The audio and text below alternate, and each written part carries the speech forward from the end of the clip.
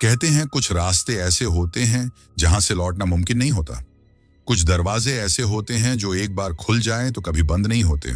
और कुछ यात्राएं ऐसी होती हैं जो जिंदगी के बाद भी चलती रहती हैं। इस कहानी की शुरुआत होती है एक पुराने उजड़े हुए बस स्टैंड से, जहां समय रुक गया है और अतीत अब भी भटकता है। एक महिला जो हर रात एक विशेष समय पर दिखाई देती है। एक बस जो सालों पहले आखिरी बार चली थी, लेकिन अब भी हर रात आकर रुकती है। और वो लोग जो इस बस में चढ़ते हैं पर फिर कभी लौटते नहीं। नमस्कार दोस्तों, मेरा नाम भूतकाल है। कहानी शुरू करने से पहले आप लोगों से एक अनुरोध है। आप लोग वीडियो को पूरा तो देखते हो, लेकिन आप में से किसी भी वीडियो को लाइक और चैनल को सब्सक्राइब नहीं करता, तो प्लीज आप हमारी वीडियो को लाइक और चैनल को सब्सक्राइब जरूर कर लेना। तो अब बढ़ते हैं कहानी की ओर। सर्दियों की रात थी। आसमान में चांद बादलों की चादर के पीछे छिपा बैठा था और हल्की बूंदाबांदी हर तरफ नमी फैला रही थी।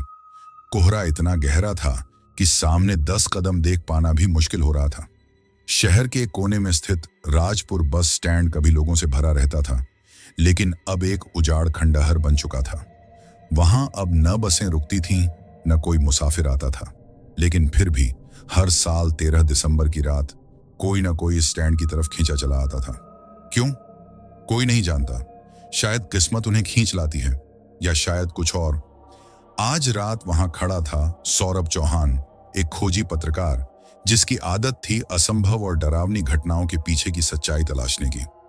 उसने इंटरनेट पर उस आखिरी बस की कहानियां पढ़ी थीं, वो बस जो रात के ठीक 12 बजे आती है, लेकिन जिसमें चढ़ने वाला कभी लौटता नहीं। क्या सच में ऐसी कोई बस आती है? सौरभ ने सोचा और अपनी डायरी में लिखा, 13 दिसंबर रात 11:30। मैं यहां हूं, राजपुर बस स्टैंड पर। घना कोहरा और सन्नाटा। अगर कोई बस आती है तो मैं इसका वीडियो सबूत लेकर रहूंगा। बस स्टैंड की बेंच पर बैठते हुए उसने अपने कैमरे को ऑन किया और चारों ओर नजर दौड़ाई। टिन की छत पर बूंदें टपक रही थीं। हवा में किसी पुराने लोहे के गलने की गंध घुली हुई थी। 11:42। अचानक हवा तेज हो गई, कोहरा और घना हो गया, और फिर दूर से एक अजीब सी ध्वनि सुनाई दी, जैसे कोई भारी चीज सड़क पर घिसट रही हो। सौरभ ने कैमरा उस दिशा में घुमा दिया, और तभी सामने से धीरे धीरे एक पुरानी खटारा बस निकलकर सामने आई। उसकी हेडलाइट्स मंद रोशनी दे रही थीं और इंजन से कोई आवाज नहीं आ रही थी। फिर भी वो चल रही थी। बस रुक गई। दरवाजा खुद ब खुद खुला। कोई ड्राइवर नहीं। बस की सबसे आगे वाली सीट पर बैठी थी एक औरत, लाल बॉर्डर की पुरानी साड़ी में। उसके बाल बेतरतीब बिखरे हुए, चेहरा राख की तरह सफेद, और आंखें गहरी खाली लेकिन सीधे सौरभ को घूरती हुई।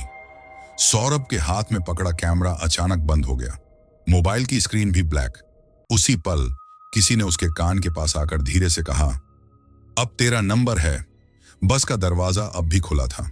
ठंडी हवा का एक झोंका सौरभ के चेहरे से टकराया और उसने महसूस किया मानो कोई अदृश्य शक्ति उसे खींच रही हो। उसका शरीर सुन्न हो रहा था, जैसे वह अपने ऊपर का नियंत्रण खो रहा हो। उसके कानों में वही आवाज गूंज रही थी, अब तेरा नंबर है। वह अनजाने ही उठकर बस की ओर बढ़ने लगा। हर कदम भारी होता जा रहा था, मानो जमीन उसे पकड़कर रोकना चाह रही हो, लेकिन कोई ताकत उससे ज्यादा मजबूत थी। बस के भीतर कदम रखते ही एक अजीब सी ठंडक उसके पूरे शरीर में फैल गई। माहौल बोझिल और सांस रोक देने वाला था। बस के अंदर की लाइटें झपक रही थीं, कभी जलती कभी बुझती। सीटों पर धूल की मोटी परत थी, लेकिन बीच की कुछ सीटें साफ थीं, जैसे किसी ने अभी अभी वहां बैठकर सफर किया हो।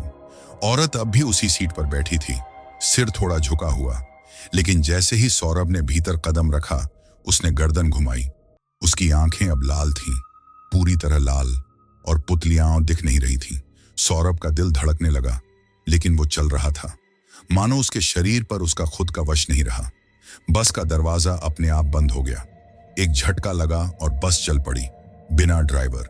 सौरभ घबराकर पीछे मुड़ा और दरवाजे को खटखटाने लगा, लेकिन खिड़कियों से बाहर कुछ भी नजर नहीं आ रहा था। न सड़क, न पेड़, न रोशनी, सिर्फ अंधकार। बस अब किसी अज्ञात रास्ते पर थी, और तभी बस में पीछे की तरफ से एक एक करके आवाजें आने लगी। मुझे वापस ले चलो, माँ, मुझे घर जाना है, मैं जिंदा हूं, मुझे मत ले जाओ। सौरभ ने पीछे देखा। हर खाली सीट अब भूतों से भरी थी। सभी के चेहरे जले हुए, सूजे हुए या पूरी तरह काले। कुछ की आंखें नहीं थीं तो किसी की गर्दन टेढ़ी थी। वो सब उसे देख रहे थे। औरत अब उठ खड़ी हुई थी। उसका चेहरा अब पूरी तरह काला पड़ चुका था।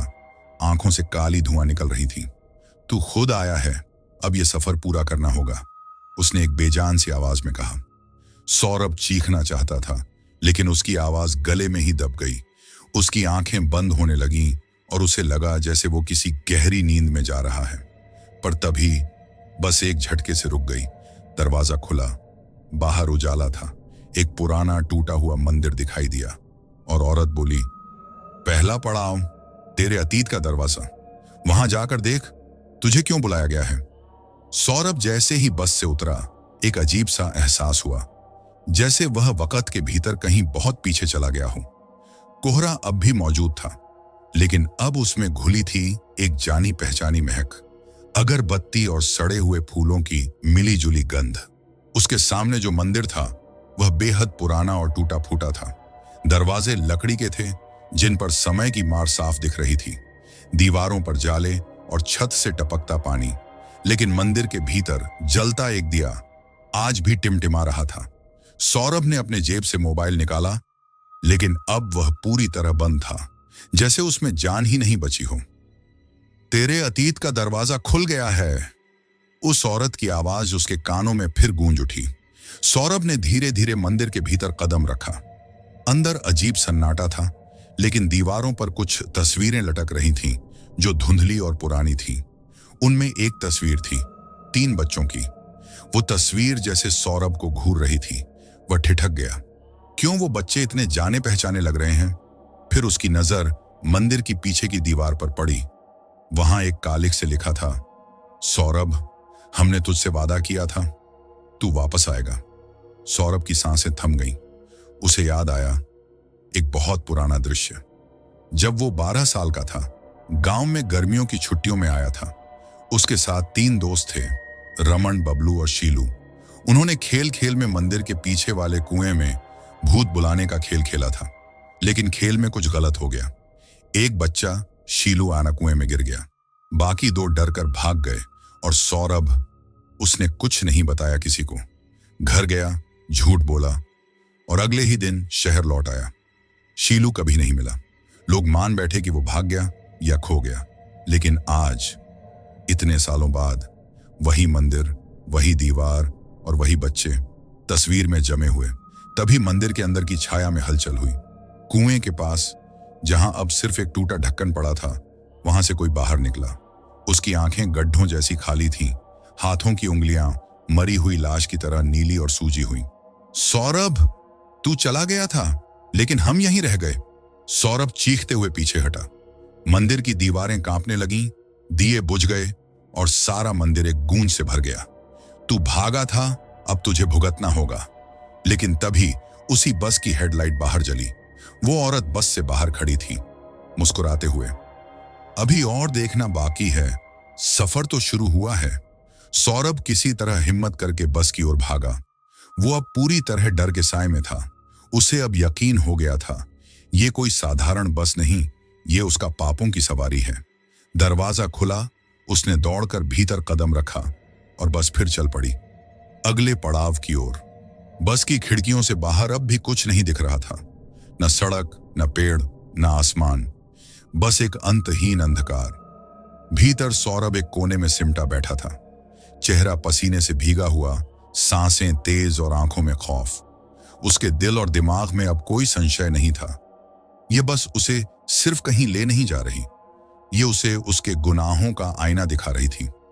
तभी बस के पिछले हिस्से से हल्की सी खड़खड़ाहट हुई। सौरभ ने सिर उठाकर देखा। पिछली सीट पर कोई बैठा था। पहले उसे धुंधला दिखाई दिया, लेकिन जैसे ही बस की झपकती हुई लाइटों ने उसका चेहरा रोशन किया, वो खुद था, सौरभ। लेकिन 18 साल का, कमजोर शरीर, फटी हुई जीन्स, आंखों में गुस्सा और होंठों पर घमंड।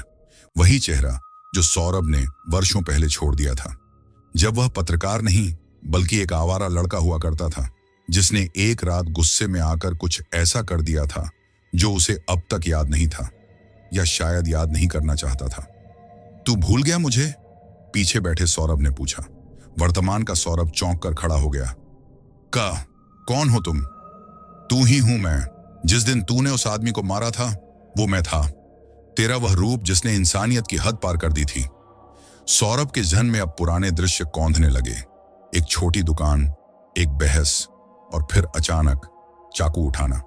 उसने एक चोर समझे गए आदमी को पकड़कर इतनी बुरी तरह पीटा था कि उसकी जान चली गई थी। पुलिस ने उसे सेल्फ डिफेंस कहकर छोड़ दिया था। किसी ने गहराई से नहीं पूछा, लेकिन सौरभ जानता था वो सच क्या था। मैं तुझ में अब भी जिंदा हूं। पिछला सौरभ बेंच पर से उठा। उसकी आंखें अब काली हो चुकी थीं और उसकी चाल मानो जमीन से लिपटी हो। मैं तेरा गुनाह हूं और इस बस में हम सबका ठिकाना है। उसने सौरभ की गर्दन पकड़ी और धीरे धीरे उसकी तरफ खींचने लगा। तभी वही औरत, लाल साड़ी वाली, बस के बीच में प्रकट हुई। उसकी उपस्थिति से पूरे माहौल में सन्नाटा पसर गया। उसने हाथ उठाया और जोर से बोली, बस में झूठ नहीं चलता। समय आ गया है अगले मुसाफिर के आने का। एक गूंजती आवाज के साथ पिछला सौरभ धुएं में बदल गया और गायब हो गया। वर्तमान सौरभ घुटनों के बल गिर पड़ा। उसकी सांसें तेज हो गईं। क्यों?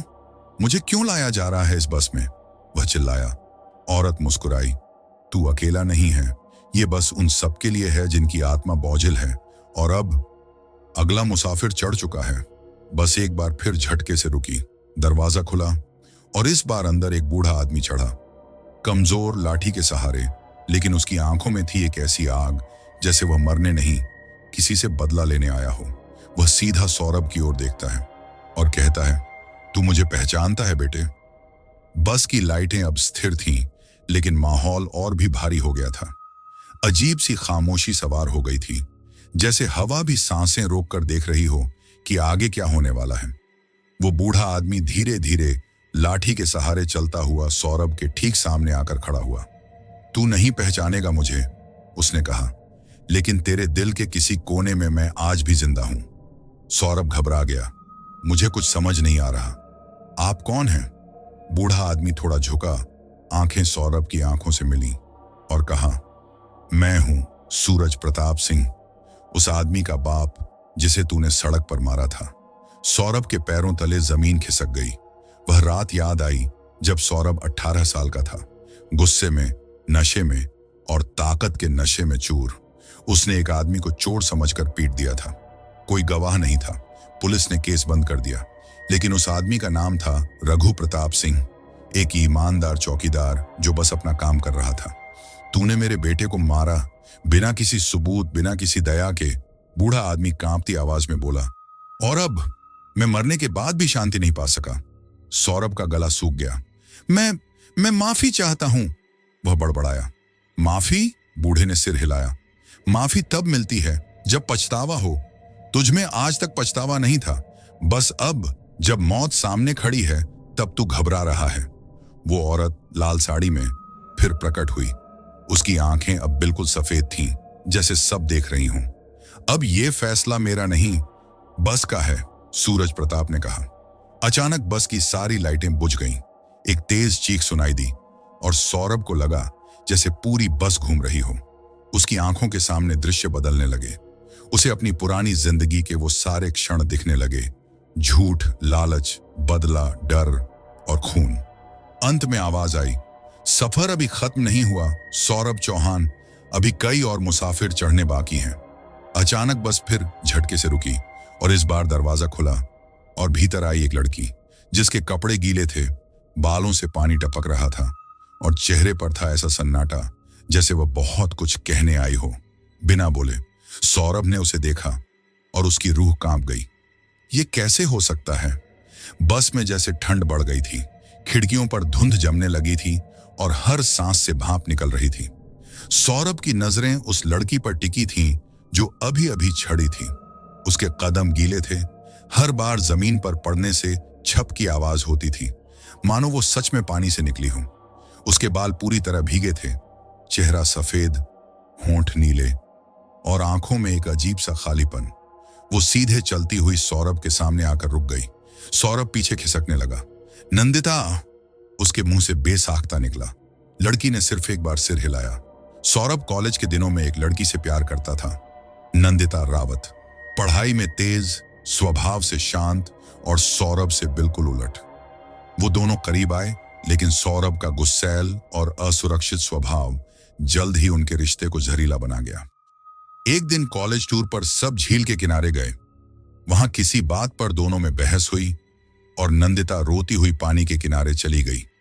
सौरभ उसे रोक सकता था, लेकिन उसने नहीं रोका। नंदिता फिसली, पानी में गिरी और डूब गई। लोगों ने कहा हादसा था, लेकिन सौरभ जानता था अगर वो चाहता तो उसे बचा सकता था। नंदिता अब भी कुछ नहीं बोल रही थी, बस आंखें सौरभ की आंखों में गड़ी थीं। अचानक उसके गले से अजीब सी खरखराहट निकली, जैसे कोई शब्द भीतर से फूटना चाह रहे हों। मुझे तैरना नहीं आता था सौरभ, और तुझे पता था। तू देखता रहा और मुड़ गया। सौरभ की आंखों से आंसू बहने लगे। मैं डर गया था, मैं खुद को बचा रहा था, वह फुसफुसाया। नंदिता अब उसके करीब आई, उसके गीले बाल सौरभ के चेहरे से छू गए। मैं नहीं आई यहां बदला लेने, मैं आई हूं तेरी आत्मा का सच बताने। तू जान ले, तू कितना गिर गया था। अचानक नंदिता की आंखें बंद हुईं और उसका शरीर हल्का होकर हवा में घुलने लगा, जैसे पानी में बुलबुला घुल जाता है। बस की लाइटें फिर लौटी। लाल साड़ी वाली औरत अब बस के ड्राइवर की सीट पर बैठी थी। वह मिरर में देख रही थी सौरभ को और मुस्कुरा रही थी। 3 मुसाफिर गए, 3 और बाकी हैं। सौरभ अब कांप रहा था। हर राज, हर भूल उसके सामने लाकर खड़ा किया जा रहा था। बस फिर रुकी, दरवाजा खुला और इस बार एक बच्चा चढ़ा, जिसके हाथ में था एक टूटा हुआ खिलौना और आंखों में था एक ऐसा दर्द जो उम्र से कहीं ज्यादा गहरा था। बस अब पूरी तरह एक भूतिया अदालत बन चुकी थी, जहां सौरभ पर एक एक करके उसके पुराने गुनाहों की सुनवाई हो रही थी। लेकिन इस बार जो मुसाफिर आया था वह एक बच्चा था, लगभग 6 साल का। नंगे पांव, गंदे कपड़े, हाथ में एक टूटी हुई कार का खिलौना और आंखों में वो खामोशी जो कई मौतों से गहरी लगती थी। सौरभ ने उसे देखते ही माथा पकड़ लिया। नहीं, ये नहीं हो सकता। बच्चा सीधा बस की गली में चला आया, खामोशी से सौरभ के सामने खड़ा हुआ, फिर धीरे से बोला, भैया, आपने मेरा खिलौना क्यों तोड़ा? सौरभ की पहली नौकरी एक कॉलोनी के सिक्योरिटी हेड के रूप में थी, जब वह कॉलेज छोड़कर पैसे कमाने की जद्दोजहद में लगा था। उसी कॉलोनी में झुग्गी बस्ती से बच्चे अक्सर बाहर खेलते थे। उनमें एक बच्चा था, मुनिया। मुनिया हर रोज सौरभ को भैया कहता और उसकी जेब से गिरा बिस्किट भी चुपके से उठा लिया करता था। एक दिन जब सौरभ गुस्से में था, ऑफिस में डांट खाकर लौटा था, मुनिया ने उसके सामने आकर अपनी छोटी सी कार घुमाई और मुस्कुराकर कहा, देखो भैया, मेरी कार। सौरभ ने बिना कुछ सोचे उसे झिड़का, भाग यहां से भिखारी। फिर वो कार छीनकर जमीन पर दे मारी। मुनिया रोता रहा, लेकिन सौरभ चला गया। तूने मेरा दिल तोड़ा था भैया, बच्चे की आवाज टूट रही थी। उस दिन मैंने मां से कुछ नहीं कहा, पर रात को मैंने चुपके से खाना छोड़ दिया था और 3 दिन बाद मैं बीमार हो गया। मर गया? सौरभ कांपती आवाज में पूछ बैठा। बच्चे ने सिर झुका लिया। तूने मुझे नहीं मारा भैया, मुनिया बोला, पर तूने मेरा हौसला मार दिया था, और उस उम्र में उम्मीद ही जीने का सहारा होती है। सौरभ फूट फूट कर रोने लगा। मैं एक जानवर था? वह बड़बड़ाने लगा। मुझे माफ कर दो, कोई मुझे माफ कर दे। बच्चा मुस्कुराया। मैं तो कब का चला गया भैया, लेकिन तुम अब भी अपनी सजा काट रहे हो। ये बस तुम्हें ले जा रही है वहां, जहां हर चेहरा तुम्हारे गुनाह का आईना है। और फिर मुनिया धीरे धीरे गायब हो गया। उसका खिलौना सीट पर गिर पड़ा और एक अंतिम बार घुर्र घुर्र की आवाज करके रुक गया। अब बस में सन्नाटा था, परंतु सौरभ जानता था अभी सफर बाकी है। लाल साड़ी वाली औरत की आवाज आई, 4 मुसाफिर आए, 2 और बाकी हैं। बस फिर रुकी। इस बार दरवाजे से जो भीतर आया वह कोई इंसान नहीं था, वह एक कुत्ता था, लेकिन उसकी एक आंख गायब थी और शरीर पर जलने के निशान। सौरभ के मुंह से निकला, शेरू। बस की हवा और भी भारी हो गई थी। खिड़कियों के बाहर अब कुछ और ही दिखने लगा था, काली राख, अधजले पेड़ और धुआं। बहुत सारा धुआं। बस अब किसी जंगल के बीच से गुजर रही थी, मगर वो जंगल जीवित नहीं था, वो जल चुका था। दरवाजे से जो मुसाफिर आया था वो कोई आदमी नहीं, बल्कि एक कुत्ता था। उसका एक पैर लंगड़ा था, शरीर पर जलने के गहरे निशान और एक आंख पूरी तरह बुझी हुई। फिर भी उसकी दूसरी आंख में वो पहचान अब भी थी जिसे सौरभ ने कभी देखा था, अपने पुराने वफादार कुत्ते शेरू की। सौरभ जमीन पर गिर पड़ा। नहीं शेरू, तू नहीं, तुझे तो मैंने तो। शेरू आगे बढ़ा, उसका हर कदम जैसे सौरभ की आत्मा को चीरता चला गया। उसके जलने की गंध अब पूरे बस में फैल गई थी। सौरभ जब गांव में रहता था तो एक कुत्ता था उसका, शेरू, बचपन से पाला हुआ, पूरी वफादारी से सौरभ का साथ निभाया था। एक दिन सौरभ अपने दोस्तों के साथ पार्टी कर रहा था। उन्होंने खेत के पास आग जलाई थी, शराब, मांस, हंसी मजाक चल रहा था। शेरू भी वहीं आया, वैगिंग हिज टेल, पर नशे में धुत सौरभ और उसके दोस्तों को यह अच्छा नहीं लगा। किसी ने मांस का टुकड़ा आग के पास फेंक दिया। शेरू गया और तभी आग भड़क उठी। उसकी पीठ जल गई। वो चिल्लाया, पर सौरभ ने उसे बचाने की कोशिश नहीं की। वो भाग गया था। अब शेरू उसकी ओर देख रहा था। उसकी एक आंख से लहू जैसा कुछ रिस रहा था। मैं वफादार था सौरभ, उसकी आत्मा की आवाज गूंजने लगी। पर तू सिर्फ मालिक बना रहा, दोस्त कभी नहीं। सौरभ फपक पड़ा। मैं डर गया था, मैं बहुत छोटा था। तेरा डर मेरी मौत बन गया, शेरू बोला। फिर धीरे से आगे बढ़ा और सौरभ के गाल को अपनी जलती हुई जीभ से छुआ। एक पल को सौरभ की त्वचा जलने लगी। वो जमीन पर गिर पड़ा, तड़पता रहा और शेरू उसे देखते हुए धीरे धीरे धुएं में विलीन हो गया। बस में अब मौत की सी खामोशी थी। लाल साड़ी वाली औरत सीट पर बैठी धुएं से अपना चेहरा ढंक रही थी। फिर धीरे से बोली, अब आखिरी मुसाफिर आने वाला है, उससे पहले तू खुद को देखने को तैयार हो जा। बस फिर रुकी। दरवाजा खुला, लेकिन इस बार कोई बाहर से अंदर नहीं आया, बल्कि सौरभ खुद उठा और दरवाजे से बाहर चला गया। और सामने खड़ा था एक और सौरभ, लेकिन यह और भी डरावना था। आंखों में पागलपन, चेहरे पर नकली मुस्कान और हाथ में खून लगा कैमरा। बस अब एक ऐसी जगह पर आ चुकी थी जहां ना समय का कोई मतलब था, ना दूरी का। चारों तरफ बस अंधेरा था, लेकिन उस अंधेरे में भी कुछ तो था जो झांक रहा था, देख रहा था और इंतजार कर रहा था। सौरभ अब थक चुका था। डर, पछतावा, आंसू, सब कुछ झर की तरह उतर चुका था उसके शरीर में। और अब वो अपने सबसे भयानक सच के सामने खड़ा था, खुद अपने आप के। वो दूसरा सौरभ, बिल्कुल वैसा ही चेहरा, वैसी ही आंखें, लेकिन उनमें एक झलक थी पागलपन की। उसके हाथ में एक कैमरा था और उस कैमरे की स्क्रीन पर दिख रहा था एक लड़की का चेहरा जो डर से कांप रही थी। कौन है ये? थका हुआ सौरभ बोला। भूल गया, दूसरे सौरभ ने एक भयानक मुस्कान के साथ कहा। तेरे फोटोग्राफी वाले दिनों का सबसे बड़ा सीक्रेट प्रोजेक्ट।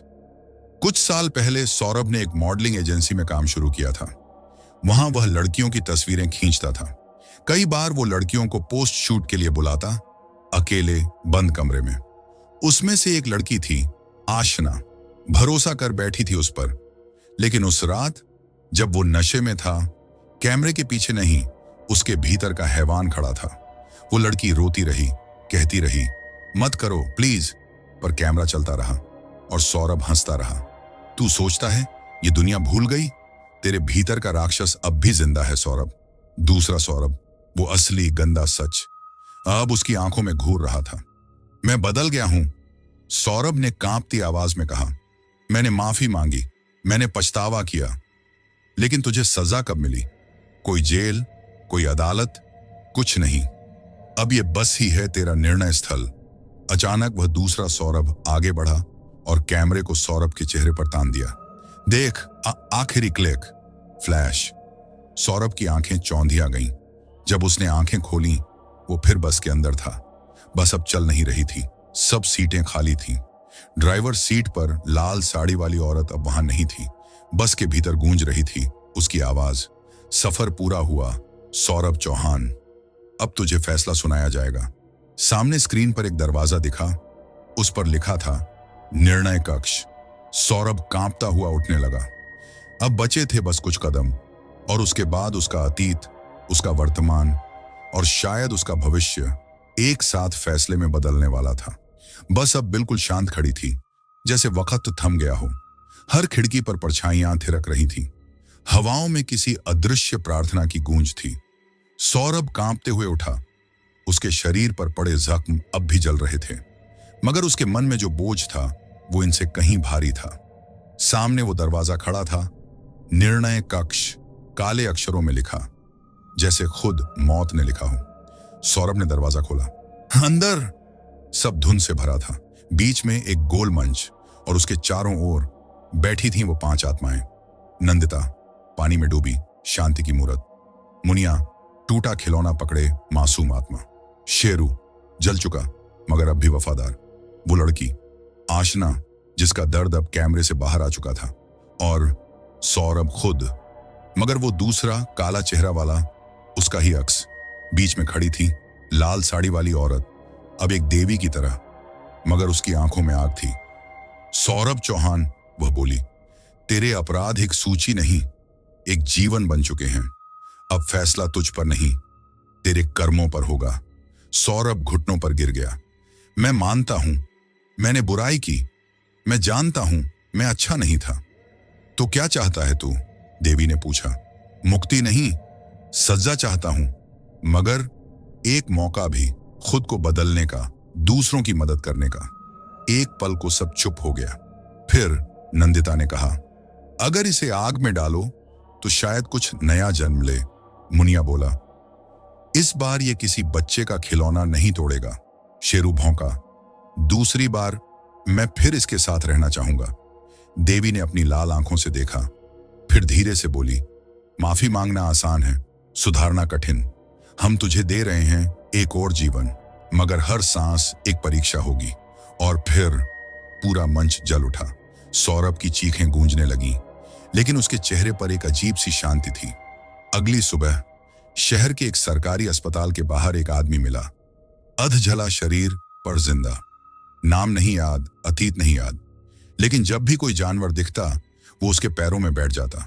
जब कोई बच्चा रोता वो चुप कराता, और जब किसी लड़की को छेड़छाड़ होते देखता वो सबसे पहले आगे बढ़ता।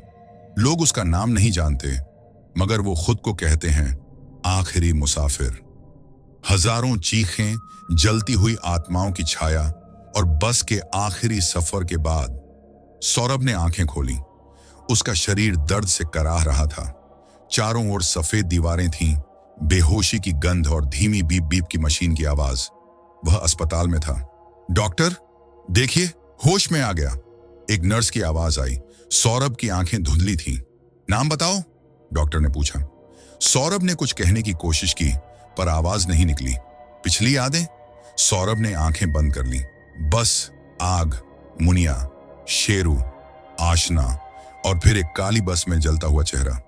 अतीत सब भूल गया है, डॉक्टर ने कहा, मगर शरीर में कई जलने के निशान हैं, मानसिक आघात भी है। अस्पताल का स्टाफ उसे अनोनिमस पेशेंट X7 आशर कहता रहा, पर धीरे धीरे उसकी हालत सुधरने लगी। एक दिन एक बुजुर्ग साधु अस्पताल आए। सौरभ उन्हें देखते ही ठिठक गया। तुम मुझे जानते हो? साधु ने पूछा। सौरभ बोला, नहीं। तो क्यों कांप रहे हो? साधु मुस्कुराए। तुम्हारी आत्मा भारी है पुत्र, जिस आग से तुम निकले हो वो बुझी नहीं, वो तुम्हारे भीतर अब भी जल रही है।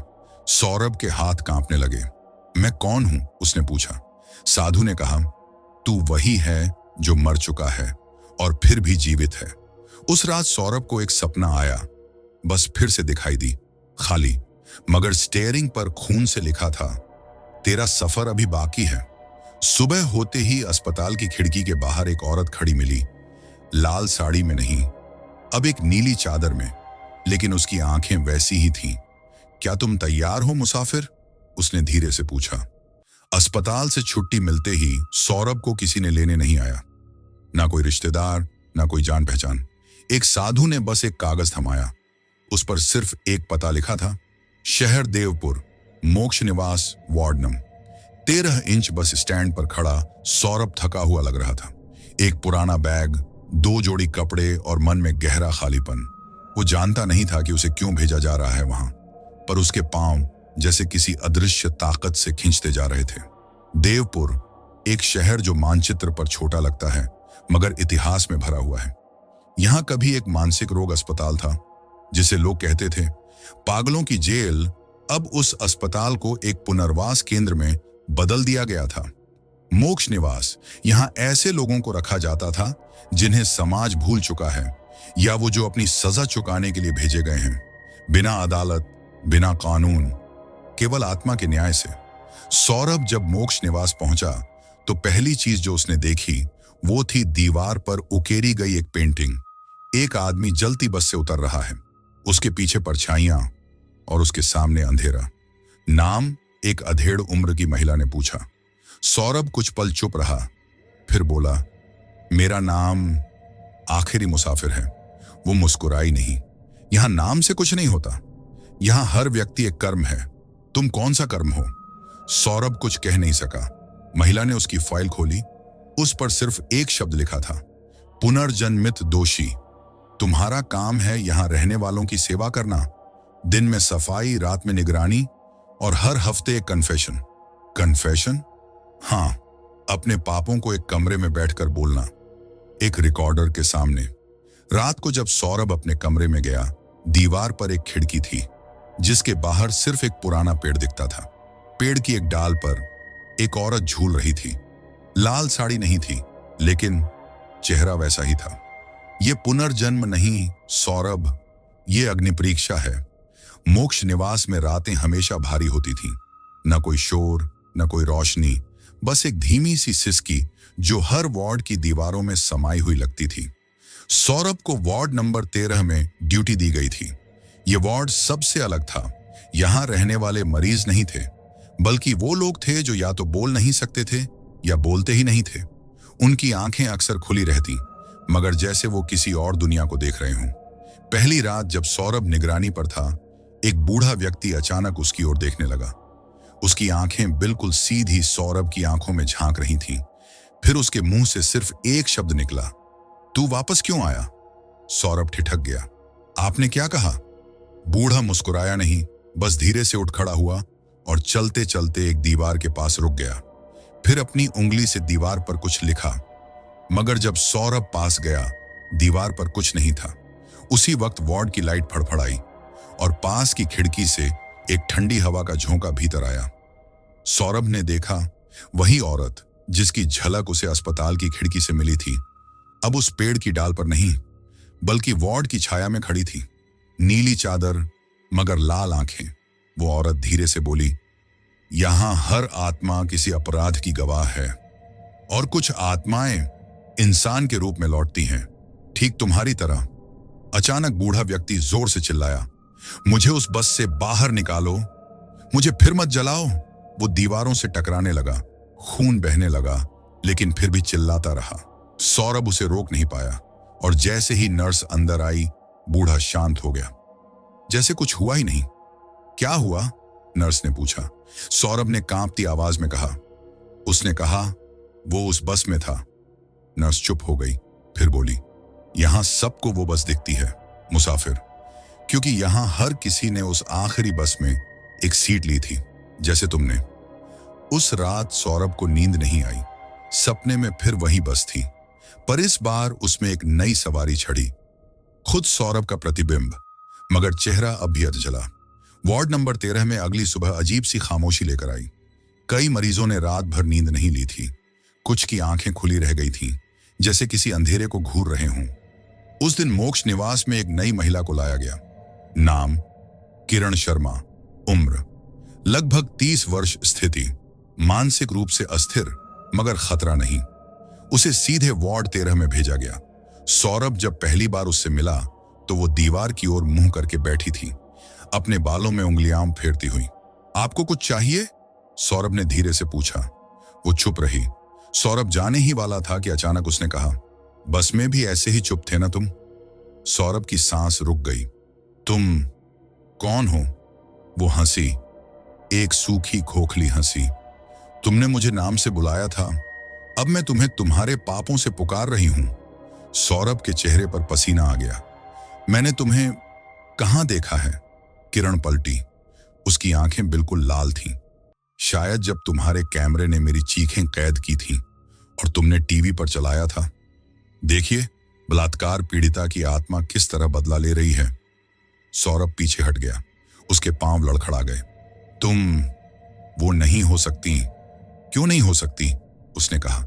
जैसे तुम फिर से आए हो वैसे मैं भी। फर्क सिर्फ इतना है, तुम अपने पापों से भाग रहे हो और मैं उन्हें गिन रही हूं। उसी समय कमरे की लाइट चली गई। चारों ओर अंधेरा और किरण की आवाज अब हर कोने से गूंजने लगी। बस में जितने लोग थे सब लौटेंगे, क्योंकि ये पुनर्जन्म नहीं, पुनः न्याय है। सौरभ भागकर निगरानी कक्ष में पहुंचा। सीसीटीवी स्क्रीन पर वार्ड 13 की फीड देखने लगा, पर स्क्रीन पर जो दिखा वो रूह कंपा देने वाला था। किरण अकेली नहीं थी। उसके पीछे एक लंबा काला साया खड़ा था, जिसकी आंखों से आग निकल रही थी, और वो साया हूबहू सौरभ जैसा दिख रहा था। वार्ड 13 की सीसीटीवी स्क्रीन पर जो दिखा उसने सौरभ की आत्मा तक को हिला दिया था। वो परछाई, वो साया, उसका ही चेहरा था, मगर आंखों में आग, होंठों पर कुटिल मुस्कान। सौरभ के दिमाग में तेज गूंज होने लगी। पुरानी चीखें, जलती बस की आवाजें और किरण की बातें। तुमने हमें कैमरे में कैद किया था, मगर इंसानियत नहीं बचाई। सौरभ गिर पड़ा। वार्ड बॉय उसे स्टाफ रूम में ले गए। तुम ठीक हो? नर्स ने पूछा। सौरभ ने धीरे से कहा, वो मैं नहीं था, वो कोई और था। वो सिर्फ मेरा चेहरा था। रात को मोक्ष निवास के कंप्यूटर ऑपरेटर ने सीसीटीवी फुटेज चेक की, लेकिन उस साये की कोई रिकॉर्डिंग नहीं थी। स्क्रीन पर किरण अकेली थी, कोई परछाई नहीं। ऑपरेटर ने कहा, तुम थके होगे मुसाफिर। लेकिन सौरभ जानता था, उसने जो देखा वो सच था। उसी रात किरण फिर से जागी। वो अपने कमरे से बाहर निकली और सीधे कन्फेशन कक्ष की ओर चली। सौरभ उसके पीछे गया। कमरे में एक पुराना टेप रिकॉर्डर रखा था। किरण बैठी और बोली, रिकॉर्ड शुरू करो, मैं आज सब बताऊंगी। मेरा नाम किरण शर्मा था। मैं एक सामाजिक कार्यकर्ता थी। उस रात मैंने उस बस में एक लड़की को बचाने की कोशिश की, लेकिन कोई नहीं बचा। तुम वहां थे सौरभ। तुमने कैमरा उठाया, मदद नहीं की। फिर टीवी पर मेरा वीडियो चला, मेरी मौत का तमाशा बना। और अब मैं वापस आई हूं, मगर इंसाफ मांगने नहीं, इंसाफ देने। सौरभ की आंखें भर आईं। माफी चाहता हूं, जो किया वो अपराध था। किरण ने आंखें बंद की। माफी वहां मिलती है जहां पछतावा सच हो, और तुम्हारा पछतावा अब भी डर में लिपटा है। उसके बाद सौरभ को लगा जैसे पूरा कमरा कांप उठा। दीवार पर वही साया फिर उभरा, मगर इस बार उसने बोला, अब तुझे खुद से मिलना होगा मुसाफिर। उस रात सौरभ को नींद नहीं आई। कमरे की दीवारें अब उसे ठोस नहीं, बल्कि धुंधली और चलती हुई सी लग रही थी, जैसे कोई उन्हें पार कर सकता है अगर आत्मा सच में तैयार हो। किरण की बातें अब भी उसके कानों में गूंज रही थीं। माफी वहां मिलती है जहां पछतावा सच हो। लेकिन क्या सौरभ वाकई पछता रहा था, या वो सिर्फ उस डर से भाग रहा था जो हर रात मोक्ष निवास के अंधे कोनों में उसका पीछा करता था? अचानक आधी रात को सौरभ को एक दस्तक सुनाई दी। ठिक ठिक ठिक। कमरे के बीचों बीच जमीन पर एक दरवाजा उभरा। न लकड़ी का, न लोहे का, बल्कि काले धुएं से बना एक द्वार। उस पर लिखा था, स्वयं से भेंट, प्रवेश निषिद्ध, जब तक हृदय निर्वस्त्र न हो। सौरभ आगे बढ़ा। जैसे ही उसका हाथ दरवाजे के पास गया, सब कुछ काला हो गया। ना दीवारें, ना जमीन, ना शरीर, सिर्फ एक अंधा शून्य। फिर अंधेरे में एक स्वर गूंजा, तुम कौन हो? सौरभ ने उत्तर दिया, मैं सौरभ हूं। नहीं, वो नाम है, पहचान नहीं। तुम कौन हो? मैं एक पत्रकार था नहीं। क्या किया था? सौरभ चुप। फिर उसकी आंखों के सामने पुराने दृश्य उभरे। वो बस, आग में घिरती लड़की, मदद मांगती आंखें, और वह एक कैमरे के पीछे जो कहता रहा, रिकॉर्डिंग चालू है, टीआरपी आएगी। आवाज फिर आई, तुमने खबर बेची, इंसान नहीं देखा। अब आत्मा की अदालत में खुद को साबित करो। तभी एक और दरवाजा प्रकट हुआ। उसके ऊपर लिखा था, पछतावे का प्रवेश द्वार। और जैसे ही सौरभ ने उसे खोला, वो फिर से उस बस के भीतर पहुंच गया। जलती हुई सीटें, गलती हुई खिड़कियां, और एक लड़की, मुनिया, जो उसे देख रही थी। उसकी आंखों में एक ही सवाल था, क्या अब भी तुम सिर्फ देखोगे या कुछ करोगे? सौरभ चीख उठा, नहीं, मैं कुछ करूंगा, मैं अब बस नहीं देखूंगा। बस की आग बुझने लगी और धीरे धीरे सब कुछ शांत हो गया। फिर वो दोबारा होश में आया, मोक्ष निवास के ध्यान कक्ष में, जहां साधु बैठा था। साधु बोला, तुमने शून्य को पार किया है, अब अगला द्वार खुलेगा जहां आत्माएं तुम्हारा इंतजार कर रही हैं। ध्यान कक्ष की गूंजती हुई शांति के बीच सौरभ की सांसें अब भी तेज थीं। उसने एक द्वार पार किया था, पर असल दरवाजा अब खुलने वाला था। साधु ने अपनी आंखें खोली और बोला, तैयार हो जाओ मुसाफिर, अब तुम उस सभा में प्रवेश करोगे जहां वे सब तुम्हारा इंतजार कर रहे हैं। कौन? सौरभ ने धीरे से पूछा। जिन्हें तुमने कभी आवाज नहीं दी, मगर उन्हें दुनिया के सामने लाकर अपूर्ण छोड़ दिया। मोक्ष निवास की छत के नीचे एक गुप्त तहखाना था। उसे शून्य सभा कहा जाता था, जहां हर पूर्ण अधूरी आत्मा आत्म न्याय करती थी। सौरभ जैसे ही उस सीढ़ी से नीचे उतरा, हर दीवार पर अंधेरे में चमकती हुई आंखें दिखीं। न जाने कितनी, 100, 1000, हर आत्मा एक चेहरा थी, कुछ जले हुए, कुछ खामोश, कुछ बस घूरते हुए। और फिर वो शुरू हुआ, आत्माओं का संवाद। पहली आत्मा सामने आई, एक अधेड़ आदमी, जलने के निशान पूरे शरीर पर। नाम दयाराम, आग लगी थी मेरे गांव में। तुम रिपोर्टिंग करने आए थे, पर सिर्फ नेता की बाइट ली। हमारी लाशों को कैमरे से काट दिया गया था। फिर एक युवती, नीली सलवार, आंखों में आंसू। नाम रेशमा, रेप केस था मेरा। तुमने इंटरव्यू लिया, मगर जब चैनल ने कहा कि ये टीआरपी फ्रेंडली नहीं है, तो तुमने मेरा हिस्सा काट दिया। मुझे साइलेंस कर दिया गया। अब मैं इसी शून्य में बोल रही हूं। एक एक कर सब सामने आते रहे, हर चेहरा, हर कहानी सौरभ की उस जिंदगी की फाइल थी जिसे उसने कभी बंद ही नहीं किया था। सौरभ अब चीख पड़ा, मैंने जानबूझकर नहीं किया, मुझसे गलती हुई, मैं बस एक रिपोर्टर था, मैं इंसान नहीं बन पाया। तभी एक छोटा बच्चा सामने आया, उसके हाथ में एक टूटा हुआ खिलौना था। मेरा नाम बिट्टू था। स्कूल की छत गिरी थी, मेरी मां ने तुझसे मदद मांगी थी, तू बोला हमारे पास बड़े मुद्दे हैं। और फिर अंतिम चेहरा सामने आया, किरण। अब वो शांत थी, उसकी आंखों में गुस्सा नहीं बल्कि करुणा थी।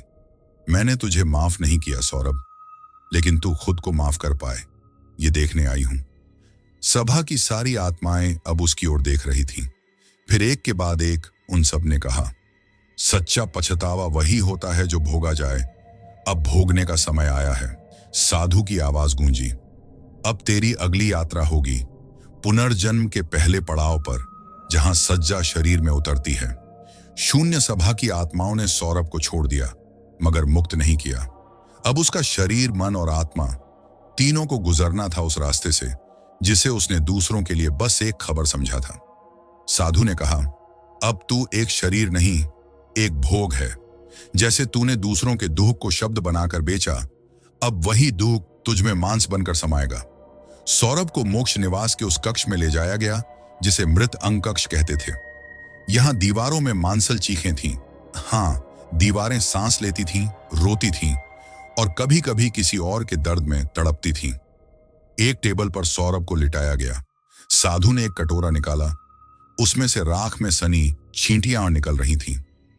यह उन जलते हुए लोगों की राख है जिनके दर्द को तूने कभी सुना नहीं, सिर्फ दिखाया। फिर शुरू हुआ शारीरिक भोग। चींटियां उसके सीने पर डाली गईं। हर चींटी जैसे एक आत्मा की सजा बन चुकी थी। उनका काटना दर्द नहीं, यादें था। हर डंक के साथ सौरभ की रगों में एक दृश्य दोहराया गया। मुनिया की चीख, बिट्टू का टूटा सिर, रेशमा की चुप्पी, दयाराम की राख। सौरभ अब न चीख रहा था, न बोल रहा था। बस उसकी आंखें आंसू नहीं, स्वीकार बहा रही थीं। फिर आया आखिरी चरण, नयन दान। एक आईना उसके सामने रखा गया, लेकिन उसमें चेहरा नहीं, उसकी आत्मा का रंग दिख रहा था। और रंग था काला, धुआंधार और जलता हुआ। साधु ने कहा, अब तू मांस की सजा पा चुका है, लेकिन सिर्फ वही जन्म पवित्र होता है जिसमें नया बीज बोया जाए। अब तेरे पुनर्जन्म की भूमि तय की जाएगी। तभी किरण फिर प्रकट हुई। इस बार उसके हाथ में एक फूल और एक राख की माला थी। तेरे अगले जन्म की चाबी तेरे हाथ में है सौरभ, उसने कहा। फूल चुनोगे या राख? सौरभ ने कांपते हुए राख की माला उठाई। मैं फूल नहीं चाहता, मैं बस एक और मौका चाहता हूं सबकी कहानी पूरी करने का। साधु मुस्कुराया। तो अगले द्वार पर मिलते हैं मुसाफिर, जहां तेरे अतीत की सबसे भयानक कहानी अब फिर से जी जाएगी, लेकिन इस बार तेरे हाथों से नहीं, तेरी आत्मा से। सौरभ अब राख की माला पहने खड़ा था उस दरवाजे के सामने जहां से कोई वापस नहीं आता, बिना खुद को मिटाए। साधु ने हाथ उठाया। आसमानी गूंज के बीच जमीन फटी और एक अजीब सी बारात बाहर आई, लेकिन यह बारात नाचती नहीं थी, यह घसीटती थी। बैंड बाजे की जगह लोहे के तसले पीटे जा रहे थे और घोड़ों की जगह जली हुई आत्माएं रेंग रही थीं। बारात के आगे था एक दूल्हा, मगर उसका चेहरा नहीं था, वहां सिर्फ राख की गहराई थी। साधु बोला, यह है तेरे पापों का विवाह। तेरे पुनर्जन्म से पहले तेरी आत्मा को अपने ही दोषों से ब्याह रचाना होगा। बारात चलने लगी। सौरभ को नंगे पैर उस जुलूस में चलना था। हर कदम पर एक चेहरा उभरता।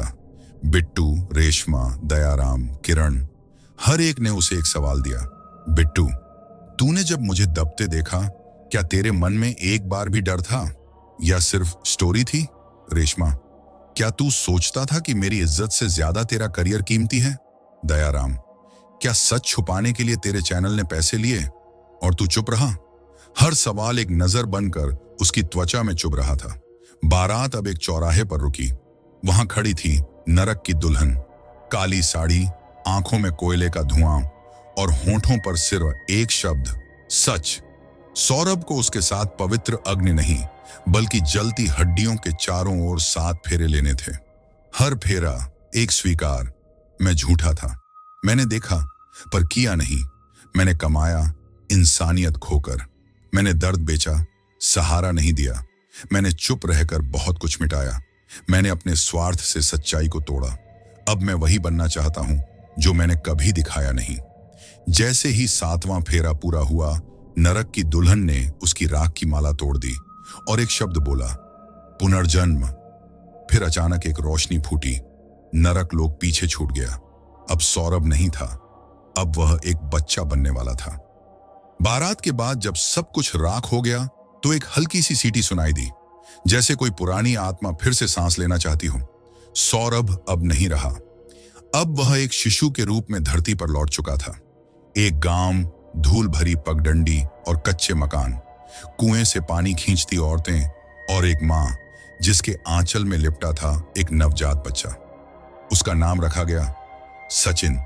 मगर इस बच्चे की आंखें आम नहीं थीं, उनमें एक पिछला जन्म जलता था।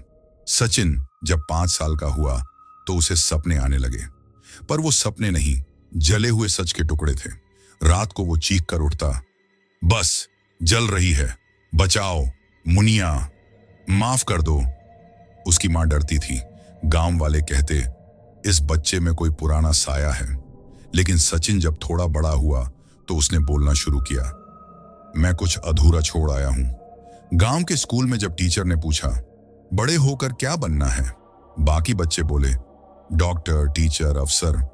सचिन बोला, मैं एक ऐसा आदमी बनूंगा जो दूसरों की कहानी पूरी करेगा और अधूरा कुछ नहीं छोड़ेगा। समय बीतता गया। सचिन अब एक युवक बन चुका था। शहर की तरफ बढ़ा, पत्रकारिता की पढ़ाई की, मगर यह बार इस मकसद से नहीं कि नाम कमाया जाए, बल्कि ताकि वो आवाज उठे जो दबा दी जाती है। हर रिपोर्ट जो वो करता उसमें दर्द भी होता, क्योंकि उसे याद था वो सब जो उसने पहले जन्म में अधूरा छोड़ दिया था। उसने बिट्टू के स्कूल की नई इमारत बनवाई, रेशमा की बहन को न्याय दिलाया, दयाराम के गांव में शुद्ध पानी की टंकी लगवाई। अब वो सौरभ नहीं था, लेकिन सौरभ की आत्मा हर कहानी में प्रायश्चित ढूंढ रही थी। एक रात रिपोर्टिंग के बाद सचिन एक सुनसान बस स्टॉप पर खड़ा था। तभी एक पुरानी टूटी हुई बस आई। दरवाजा खुला और मुनिया की आत्मा मुस्कुराती हुई खड़ी थी। उसने कहा, अब तू आखिरी मुसाफिर नहीं, अब तू वही बन गया है जो तुझे शुरू से बनना था, एक पूरा इंसान।